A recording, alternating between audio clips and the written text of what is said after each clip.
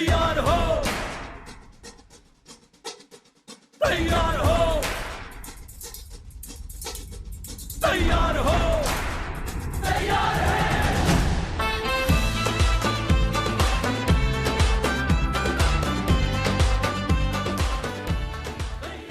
अच्छा जी, अस्सलाम वालेकुम। हम स्ट्रिंग्स को देख रहे थे और स्ट्रिंग में हमने ये पार्ट 2 है। इसके अंदर हम देख रहे थे कि स्ट्रिंग के कुछ बिल्ट इन फंक्शंस होते हैं। जैसे हमने पहले कुछ मैथ्स के स्क्वायर वगैरह के फंक्शंस को देखा था। बिल्ट इन फंक्शन से मुराद ये होती है जो कि बाय डिफ़ॉल्ट पड़े होते हैं, उसके लिए आपको कोई ऊपर लाइब्रेरी इंक्लूड करनी होती है, तो ये hash include string dot H आप ऐसे इंक्लूड कर सकते हैं।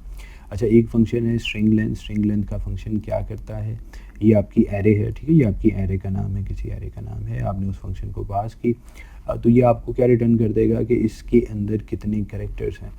जैसे इस वाले केस के अंदर अगर मैं स्ट्रिंग लेंथ का फंक्शन यहाँ पे कॉल कर लूँ, स्ट्रिंग लेंथ, और उसको मैं सी एच जो हमारी एरे का नाम है पास करूँ, तो what it will return, it will actually return the size of the array, यानी इसके अंदर कितने करेक्टर्स हैं, 1 2 3 4 5। वैसे तो ये 10 की है, साइज़ तो इसका 10 है, लेकिन इसकी लेंथ क्या है, इस लेंथ ये है कि इसके अंदर टोटल नंबर ऑफ कैरेक्टर्स कितने हैं, तो इसके अंदर 5 कैरेक्टर्स हैं, तो यहाँ पे इसके अंदर आंसर 5 आ जाएगा। सपोज़ करें यहाँ पे अली लिखा होता तो ये आपको 3 रिटर्न कर देता, यहाँ पे मोहम्मद लिखा होता तो ये 8 रिटर्न कर देता। तो स्ट्रिंग की लेंथ है, ये है उसकी ये देखिए ये कैपेसिटी होती है। ये इसका क्या मतलब है, इसके अंदर 10 कैरेक्टर्स आ सकते हैं, इसमें आपने रखे कितने कैरेक्टर्स हैं, 5। तो this is called length of a string and this is called size of a string, right? I hope so थोड़ी सी समझ आ गई होगी, बाकी अभी हम आगे देखेंगे आपको और समझ आ जाएगी।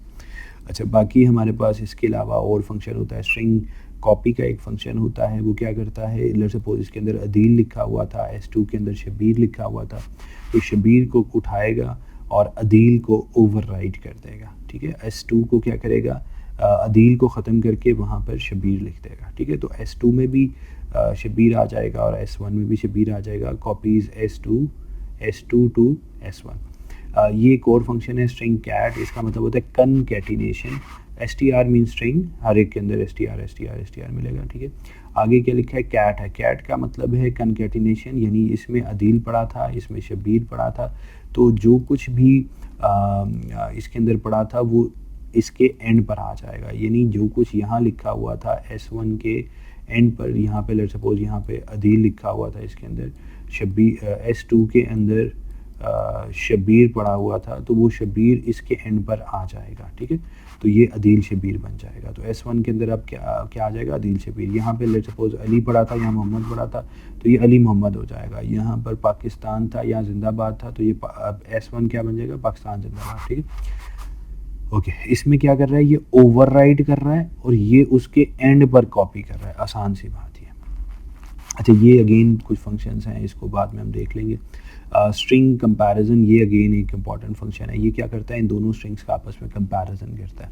लेट्स सपोज इसमें भी अदील पड़ा हुआ है, इसमें भी अदील पड़ा हुआ है, तो इन दोनों को कंपेयर करेगा, क्या इन दोनों में सेम स्ट्रिंग पड़ा हुआ है कि नहीं पड़ा हुआ। अगर इन दोनों में सेम होगा तो फिर ये 0 रिटर्न कर देगा। अगर S1 छोटा होगा, लेट्स सपोज इसमें अदील पड़ा हुआ है, इसमें बाबर पड़ा हुआ है, तो A B से छोटा होता है बिकॉज ऑफ आस्की कोड्स, तो ये इसलिए रिटर्न कर देगा नेगेटिव नंबर। अगर इसमें पहला जो भी आपने पहले नंबर पे लिखा है, अगर उसका आस्की कोड बड़ा है, इसका आस्की कोड छोटा है, यानी बाबर यहाँ पड़ा होता, अदील यहाँ होता, तो it will return positive number, ठीक है। ओके, ये बाकी जो फंक्शंस हैं इनको बाद में देखेंगे, अभी इनको आप टेंशन ना लें, ठीक है जी। ओके, अच्छा जी, वापस आते हैं। अब हमने ये कोशिश करनी है इन फंक्शंस को बनाने की, ठीक है जी।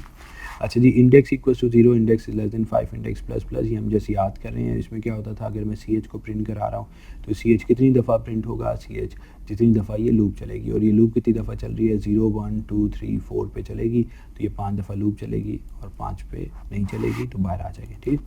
तो अब अगर मैं यहाँ पे ये कर दूँ, index equals to 0, index is less than 5, index plus plus, suppose करें कि ये हमारे पास ये एरे के अंदर ये चीज़ें हमारे पास पड़ी हुई हैं, ठीक है, ये हमारे पास एरे में ये चीज़ें पड़ी हुई हैं, ठीक है। तो अब अगर आप यहाँ पे करेंगे तो ये इंडेक्स ऑफ 0 यानी एरे ऑफ 0 प्रिंट होगा, array of 0 means A print हो गया। फिर यहाँ गए, इंडेक्स की वैल्यू 1 हो गई, इंडेक्स की वैल्यू जब 1 हो जाए तो ch(1) क्या बन जाता है, d, तो d प्रिंट हो जाएगा। फिर इंडेक्स की वैल्यू हो जाएगी 2, जब इंडेक्स की वैल्यू 2 हो गई तो यहाँ पर आ गए, तो जब यहाँ पर आए तो ये क्या प्रिंट हुआ, e प्रिंट हो गया, फिर ई प्रिंट हो गया, और फिर तो ये हमारे पास बेसिकली अदील प्रिंट हो गया। ठीक है, तो आपके पास अगर एरे में अदील पड़ा हुआ है और उसे आपने प्रिंट करना है तो लूप आपको पता है उसके अंदर कितने एलिमेंट्स हैं, 5 हैं, तो उसके मुताबिक आप यहाँ पे लूप आपने चला दी। लेकिन क्योंकि एरे है तो हमने कहाँ से स्टार्ट किया है, 0 से स्टार्ट किया। ठीक है जी, इंपॉर्टेंट बातें हैं, इस टाइप के आउटपुट के क्वेश्चन आने ही आने हैं पेपर में, सो गौर से देख लीजिएगा। फिर हमने कहा इंडेक्स इक्वल्स टू 0, अच्छा अगेन ये वही बात है, ये तो वैसे ही लिख दिया, ओके। अच्छा फिर हमने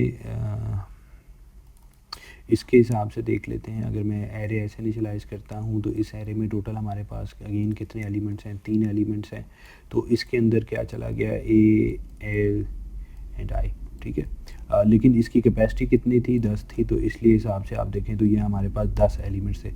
इन बाकी सब में क्या जाता है, जैसे हमने इंटीजर एरे को इनिशियलाइज़ करते हैं तो इंटीजर एरे में अगर आप यहाँ 2-3 एलिमेंट्स इनिशियलाइज़ कर दें तो बाकी सब में क्या जाता है, बाकी सब में 0 जाता है। अगर करेक्टर एरे होगी और आप उसके कुछ एलिमेंट्स को इनिशियलाइज़ करेंगे और कुछ को नहीं करेंगे तो इन सब के अंदर क्या जा रहा है, इन सब के अंदर \0 जा रहा है। इंटीजर एरे में जो आधे इनिशियलाइज़ करते हैं, आधे इनिशियलाइज़ ना करें तो उनमें 0, जबकि अगर स्ट्रिंग के अंदर आधे इनिशियलाइज़ करें और आधे इनिशियलाइज़ ना करें तो उन सब के अंदर \0 जाता है। ठीक है, ये अभी थोड़ी देर पहले मैंने इसका जिक्र भी किया था, आहिस्ता आहिस्ता आपको समझ आता जाएगा। ठीक है, ओके। यहाँ पर हमने इसको देख लिया, ओके ये भी हमने देख लिया है।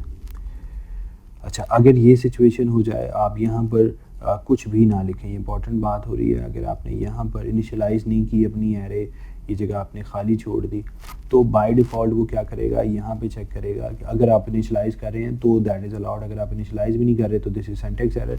लेकिन क्योंकि अभी आपने इनिशियलाइज़ किया है तो ए इधर आ गया, एल इधर आ गया और आई इधर आ गया, तो इसने एक एक्स्ट्रा वेरिएबल भी अपने साथ बना लिया, दैट इज़ 3 वाला भी बना दिया और इसके अंदर \0 आ गया। ठीक है, ये इंपॉर्टेंट बात है। ठीक है, ओके। अगेन अगर हम इसको देखें, अब इसमें अब ये यहाँ से अब आपने थोड़ा सा सोचना है कि एरे के अंदर पड़ा हुआ क्या है और आपने लूप कितनी दफ़ा चलानी है। ठीक है, अब अगर मैं इसमें देखूँ तो ये लूप एरे ऑफ एक दफ़ा अगर मैं इसको यूँ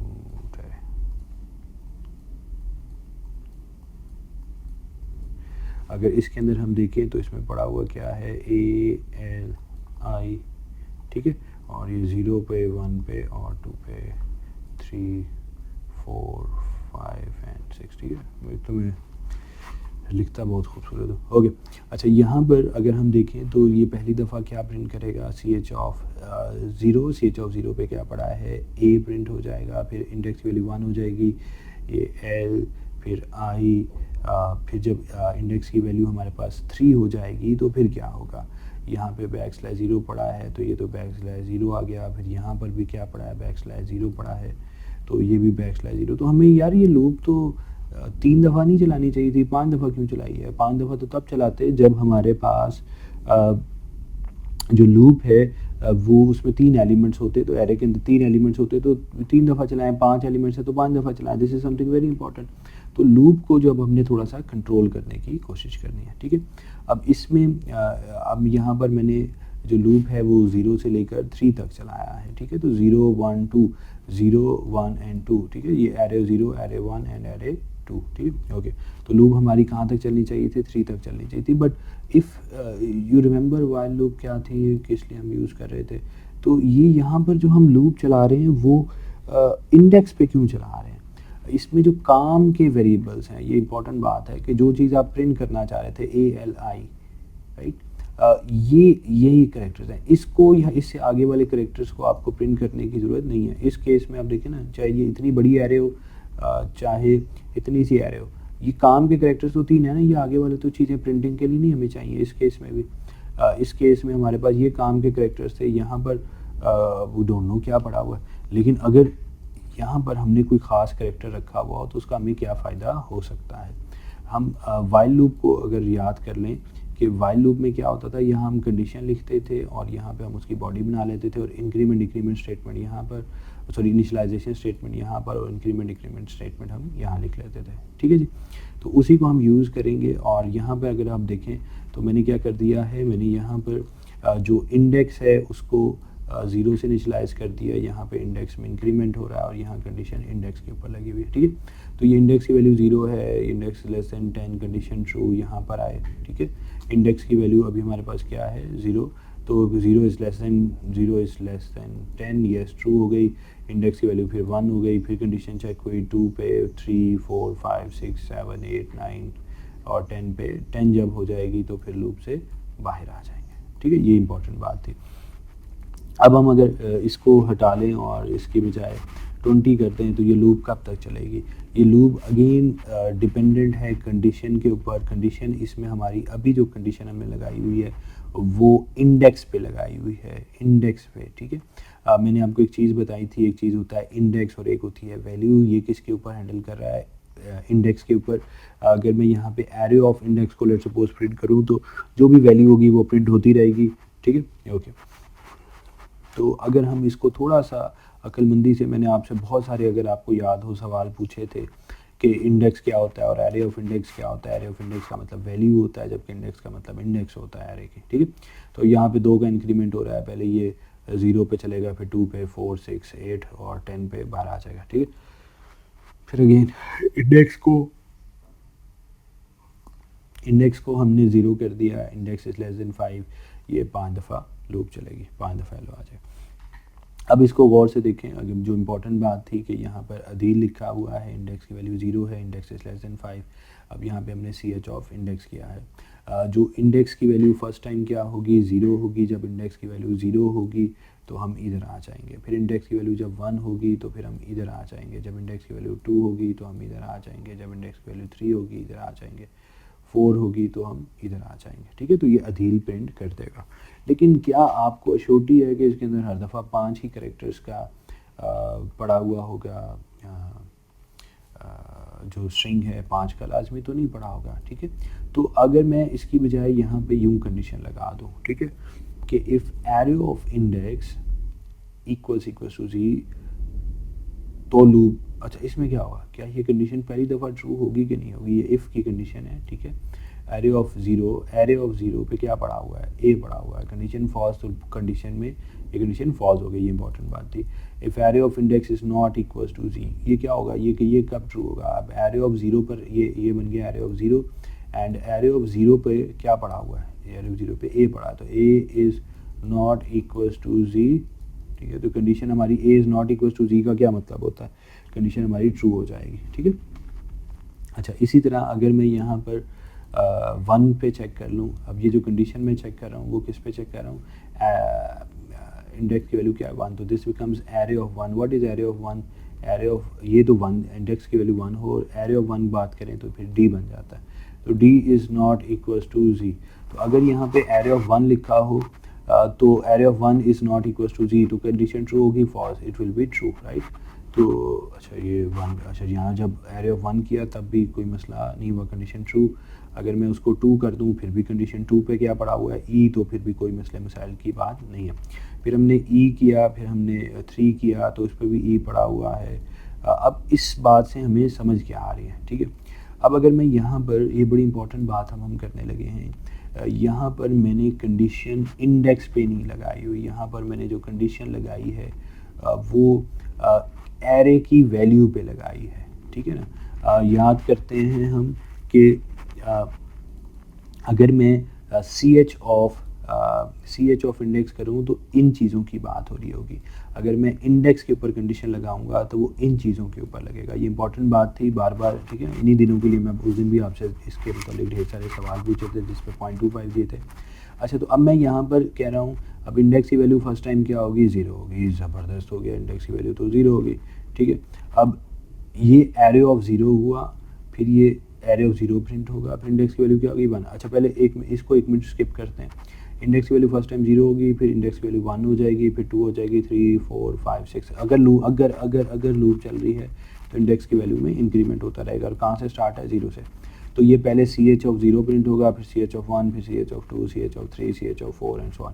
अच्छा, ये काम होता कब तक रहेगा? जब तक a नहीं मिलेगा। लेकिन अब सवाल ये है कि पहली दफ़ा जब आएंगे तो आपके पास तो ये थी एरे, ये थी 0 1 2 3 4। अच्छा, इसके अंदर पड़ा हुआ क्या है, अगर आप इसके हिसाब से देखें, यहाँ ए पड़ा है, यहाँ एल पड़ा है, यहाँ आई पड़ा है और यहाँ पे \0 कुछ भी पड़ा होगा। तो अब ये अगर मैंने कंडीशन ए पर लगाई हुई है तो ये तो पहली दफ़ा ही लूप से बाहर आ जाएगा और कुछ भी प्रिंट नहीं होगा। तो क्या ये तरीक़ाकार ठीक है? क्या हमें लूप कब रोकनी चाहिए थी? ये लूप किसके ऊपर लगी हुई है? इन वैल्यूज़ के ऊपर लगी हुई है। और ये लूप कब तक चलती रहे? While it's not equal to A. तो कंडीशन कब कब ट्रू होगी? जब ए के अलावा कुछ भी होगा तो कंडीशन ट्रू हो जाएगी। और फॉल्स कब होगी? जैसे ही ए मिलेगा तो ए is not equal to a is false.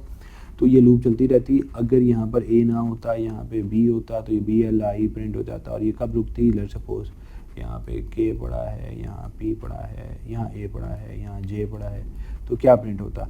Let's suppose ये बी एल आई के ए जे होता, तो उस सूरत में इस कोड में क्या प्रिंट होता? बी भी हो जाता है, एल बी आई बी के बी, लेकिन ए की बार हम लूप से बाहर आ जाते। इंपॉर्टेंट बात थी, इसको रिपीट करके दोबारा से सुन लें। ओके, ये हमने देख लिया। एंड अब अगर हम यहाँ पर ये वाला काम कर लें, तो अब यहाँ पे गौर से देखें कि अब हम यहाँ पर कर रहे क्या हैं। यहाँ पर अगेन हम वही बात कर रहे हैं। एक मिनट मुझे दीजिएगा, मैं देखिए, अगर मैं यहाँ पर अब इसको मैंने यहाँ पेस्ट पे कर दी हैं चीज़ें ताकि थोड़ा सा समझने में आसानी हो। मेरी राइटिंग तो बहुत ही खूबसूरत है। तो अच्छा खैर, अली आपने पुट किया तो यहाँ पर अली पड़ा हुआ है। अब अगर आपने यहाँ पे कंडीशन लगा दी है वैल्यू पे, c h of index, c h of index का मतलब हुआ ये वैल्यूज़ की हम बात कर रहे हैं, ठीक है। अब आपने यहाँ जो कंडीशन लगाई है वो किस पे लगाई है? वैल्यू पे लगाई है, ठीक है। लूप चलती रहेगी जब तक ये कंडीशन हमारी फॉल्स नहीं हो जाती। अच्छा, पहली दफ़ा इंडेक्स की वैल्यू क्या होगी? 0। तो सी एच ऑफ 0 मतलब क्या हुआ? ए। तो ए की a is not equals to L, yes, condition is true. Condition true, यहाँ पर आए ए प्रिंट हो गया। इंडेक्स की वैल्यू क्या हो गई? 1। इंडेक्स हमारा कहाँ चला गया? यहाँ 1 पे।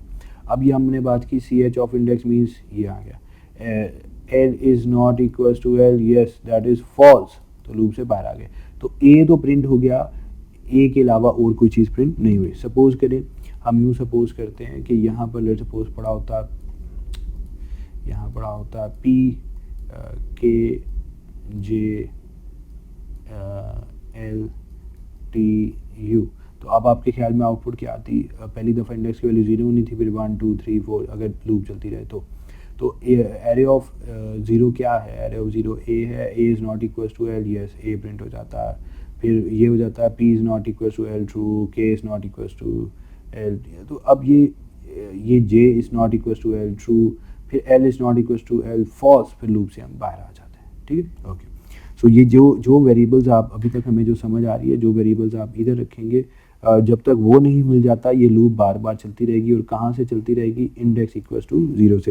ये बातें थोड़ी सी आपको अगर मसला कर रही होंगी तो कोई परेशान नहीं होना, ये अगली जो स्लाइड्स हैं उनके अंदर और एग्जांपल्स हैं, उससे आपको अच्छी समझ आती जाएगी, ठीक है, परेशान नहीं होना। ओके, अब अगर मैं यहाँ पर आई के ऊपर कंडीशन लगा दूँ तो आई की सूरत में कंडीशन पे क्या होगा?